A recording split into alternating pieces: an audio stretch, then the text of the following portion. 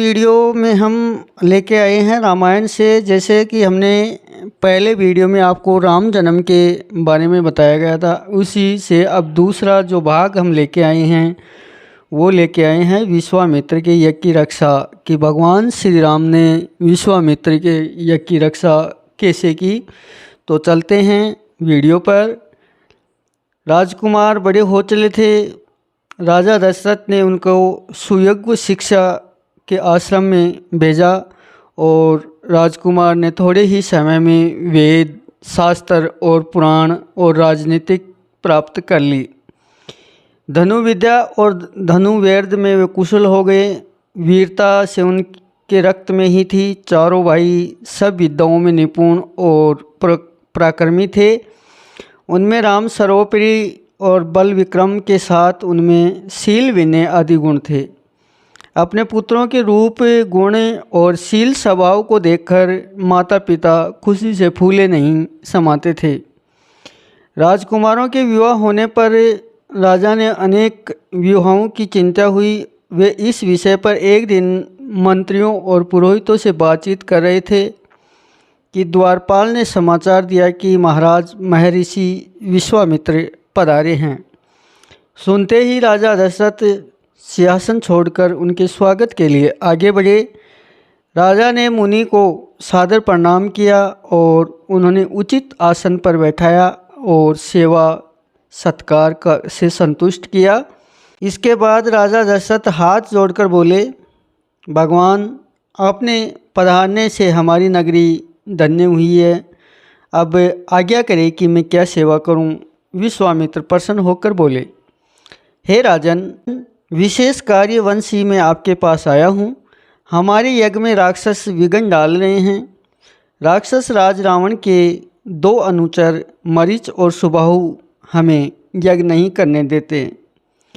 यज्ञ की रक्षा करने के लिए हमें आपके वीर पुत्र राम को मांगने आए हैं और मेरे साथ उन्हें भेज दीजिए।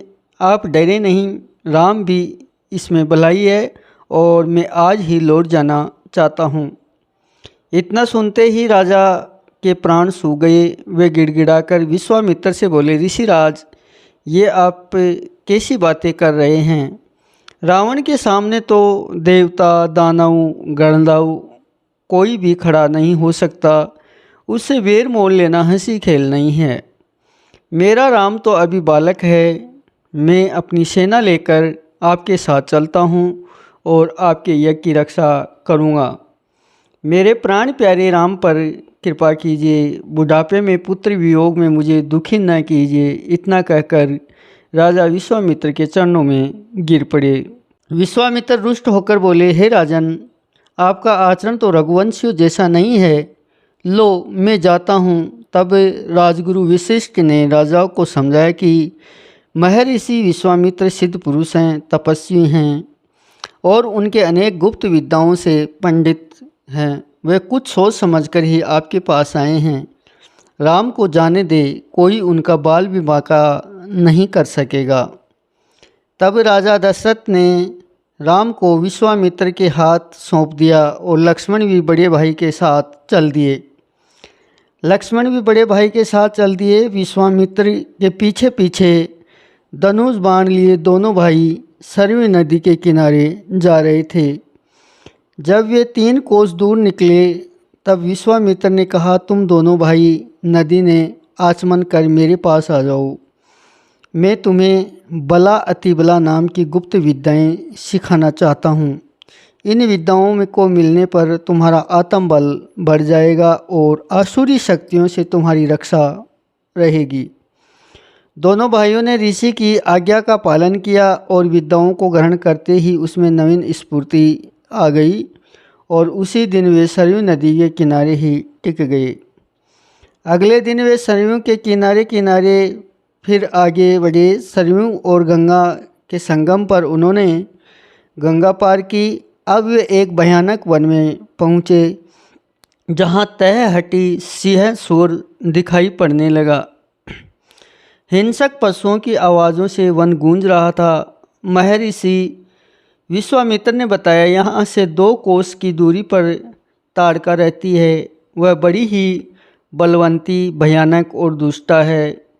उसने अपने पुत्र मारीच की सहायता से यहाँ जनपदों को उजाड़ दिया है। अब तो यहाँ भयानक वन ही तुम देख रहे हो। आज तुम्हें उसका संहार करना है। स्त्री समझकर उसे छोड़ना ठीक नहीं होगा। श्री राम जी ने उत्तर दिया, मैं आपकी आज्ञा का पालन अवश्य करूँगा। यह कहकर उन्होंने धनुष की डोरी खींचकर छोड़ दी और उसकी टंकार से दिशाएं गूंज उठी। महाराक्षसी ताड़का भी उसे सुनकर एक बार घबरा गई और फिर गरजती हुई दौड़ी। राम के पास पहुंचकर उसने धूल धूल कर का बादल उड़ाया और वह पत्थरों की वर्षा करने लगी।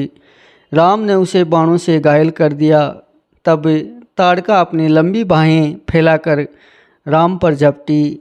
यह दर्द से होकर घायल कर दिया। तब ताड़का अपनी लंबी बाहें फैलाकर राम पर झपटी। वह दर्द से अदृश्य होकर फिर पत्थर बरसाने लगी और राम ने उसे चारों ओर बाणों से घेर लिया। फिर उसके हृदय में उसने ऐसा तीक्ष्ण बाण मारा कि वह हरहरा कर गिर पड़ी और विश्वामित्र ने राम को गले लगा लिया और प्रसन्न होकर ऋषि ने दंडक चक्र, काल चक्र और ब्रह्मशस्त्र आदि अनेक दिव्य राम को दिए। राम और लक्ष्मण के साथ लिए मुनि विश्वामित्र अपने तक आगे बढ़े और महर्षि विश्वामित्र का यही आश्रम था। आश्रम वासियों ने उसका यथोचित सत्कार किया और विश्वामित्र ने उसी दिन यज्ञ आरंभ कर दिया। 5 दिन तक यज्ञ बिना किसी रुकावट के चलता रहा और छठे दिन आकाश में घोर गर्जना सुनाई दी। देखते ही देखते काले बादल जैसे 2 विशालकाय राक्षस वहां आ पहुँचे। उनमें से एक ताड़का का पुत्र मारीच था और दूसरा उसका साथी सुबाहु था। इन राक्षसों के पीछे बहुत बड़ी सेना थी। श्री राम ने मारीच पर मानव शास्त्र चलाया और उसके आघात से वह मूर्छित हो गया और बहुत दूर समुद्र में जा गिरा। जब उसे होश आया तो वह दक्षिण की ओर भाग गया और सुबाहु श्री राम के आग्नेय शस्त्र से मार डाला और सारी राक्षस सेना को वायु शास्त्र से संहार किया। विश्वामित्र का यज्ञ निर्विघ्न समाप्त हो गया और विश्वामित्र ने राम को हृदय लगा लिया। सब ऋषि राम की प्रशंसा करने लगे। चले जात मुनि दिन दिखाई, सुन ही जोड़ कर पूछा, अभी हमारे लिए क्या आज्ञा है। विश्वामित्र ने बड़े स्नेह से कहा, वत्स, मिथिला के राजा जनक को तुम जानते होगे। वहाँ बहुत बड़ा यज्ञ हो रहा है, हम लोग वहाँ ही जाना है और तुम दोनों भाई हमारे साथ चलो। राजा जनक के यहाँ एक विचित्र धनुष भी है, उसे कोई उठा नहीं पाता है, वह धनुष भी तुम देखना। तो ये था आज का वीडियो और इसमें आपको कैसा लगा। अगर वीडियो पसंद आया है तो आप वीडियो को लाइक करें, कमेंट करें और चैनल को सब्सक्राइब ज़रूर करें। जय श्री राम।